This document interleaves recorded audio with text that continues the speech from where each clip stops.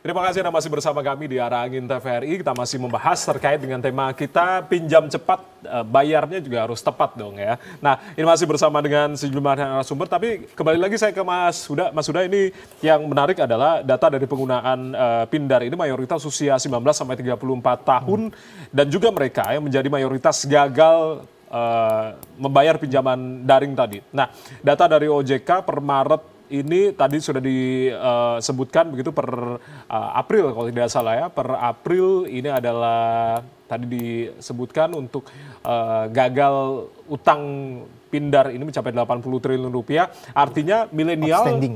Oh ya, outstandingnya tadi ya. 2,9 tadi ya. Persen tadi. Lalu juga milenial dan Gen Z ini menjadi mayoritas dalam hal ini. Kemudian dari Mas Huda sendiri melihatnya seperti apa? Ya, sebenarnya kalau kita lihat data secara detail itu terjadi pergeseran, Mas. Pergeseran? Jadi, pergeseran dari usia muda yang mereka gagal bayar itu ke usia yang lebih mature sebenarnya. Kalau kita lihat tren datanya ya. Karena gini, karena kalau kita lihat sebenarnya di tahun 2022 saya sudah pernah sampaikan bahwa memang pada saat itu tren untuk anak muda cukup tinggi. Karena apa? Karena untuk dia membeli tiket konser dan sebagainya, karena baru dibuka pandemi saat itu, ada tiket konser dan sebagainya, mereka konsumtifnya lebih banyak.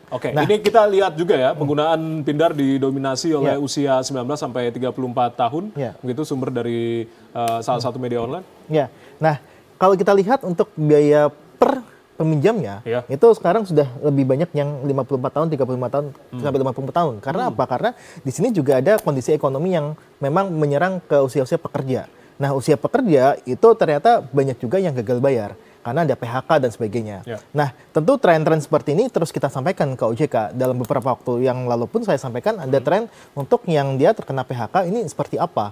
Karena ya terkena PHK ini kan sebenarnya kan dia tidak bermaksud untuk gagal bayar, tapi karena ada masalah ekonomi dan sebagainya, dia terkena PHK, dia jadi gagal bayar. Nah, tentu hal-hal seperti ini harus dilakukan mitigasi gitu kan. Entah dengan cara pemutihan dan sebagainya, atau restrukturisasi dan sebagainya, itu harus ada mitigasi ke arah sana. Menarik ini, kita tanyakan dulu, apakah juga harus ada mitigasi berarti Pak Adif, ini yang disampaikan oleh Mas Huda tadi?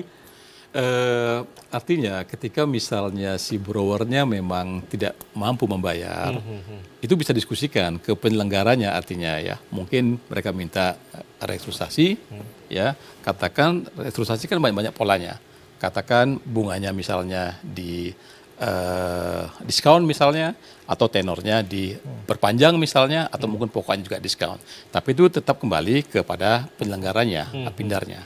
Jadi jangan sampai istilahnya langsung nggak bayar begitu, ya diskusikanlah dengan yang memberikan pendanaannya, ya supaya dapat win-win solution di sana untuk menyelesaikannya. Yang jelas kalau langsung nggak bayar begitu, saya kira nggak pas, ya tetap harus ada tanggung jawab di sana. Pak C, artinya apakah hal itu juga bisa didiskusikan untuk dapat win-win solution ini tadi? Ya, betul.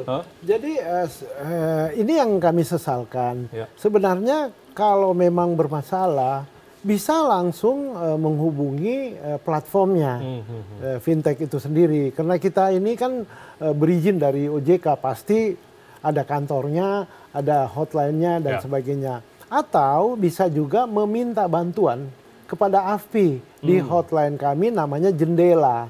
Nah, Jendela ini bisa telepon langsung di 150 505. Nah, di situ kita bisa bantu untuk komunikasi dengan penyelenggara. Setiap tahun itu mungkin ada lebih dari 200 borrower yang kita selalu bantu. Jadi umpamanya kayak begini, dia punya kewajiban 5 juta, tapi dia hanya bisa sebulannya itu 500.000.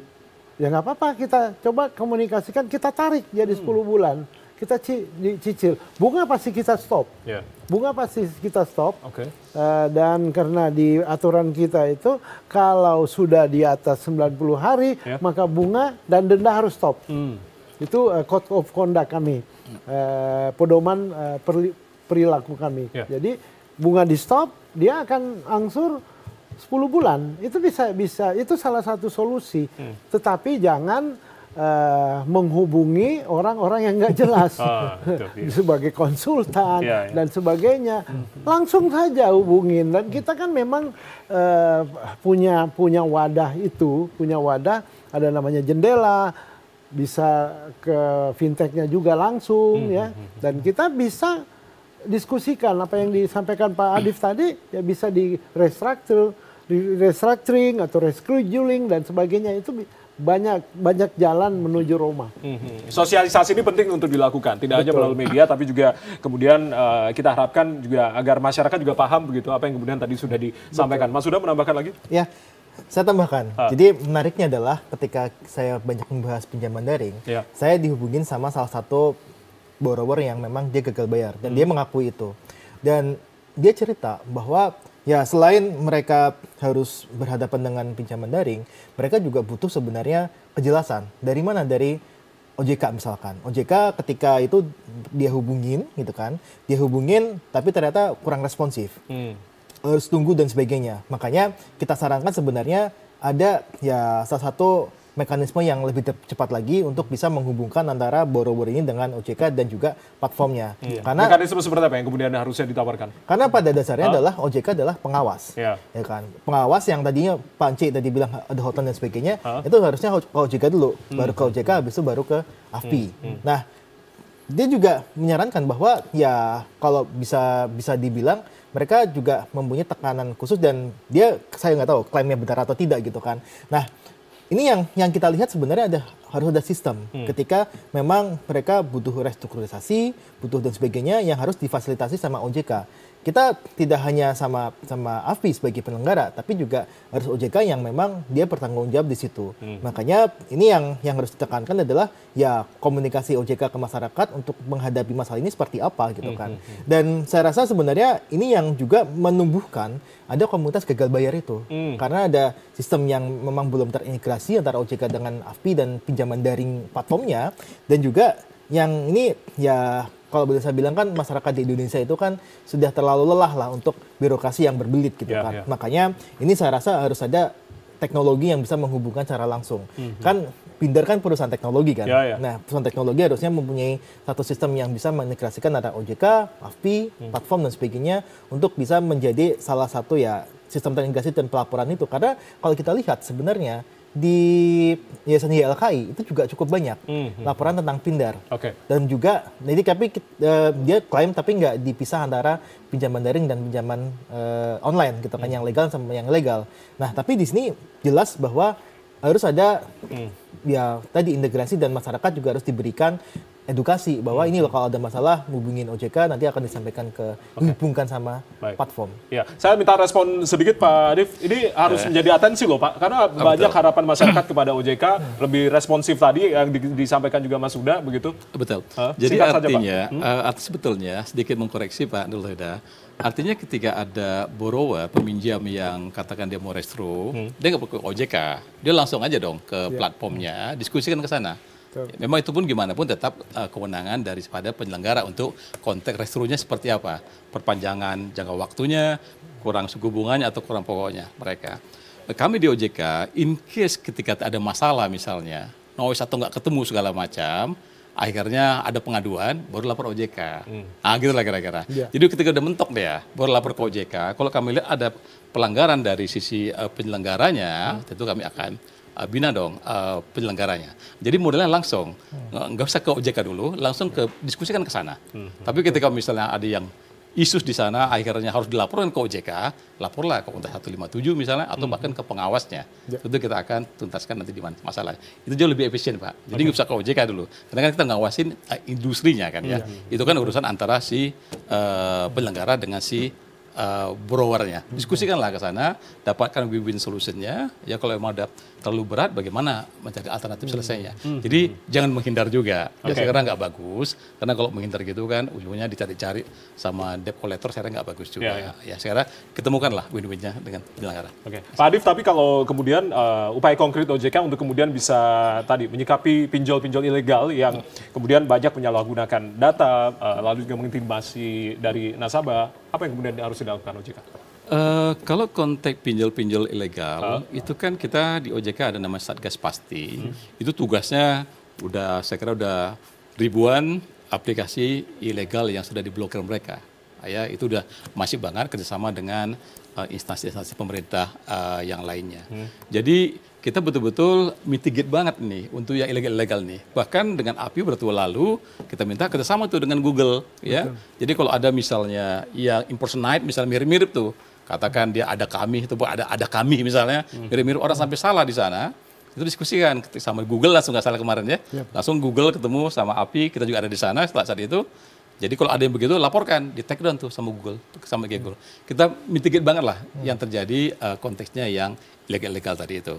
Karena nanti kalau ke mereka tentunya konteks pelindungan data pribadi misalnya, kalau namanya pinjol tadi, yang ilegal tadi, susah kita untuk menjaminnya.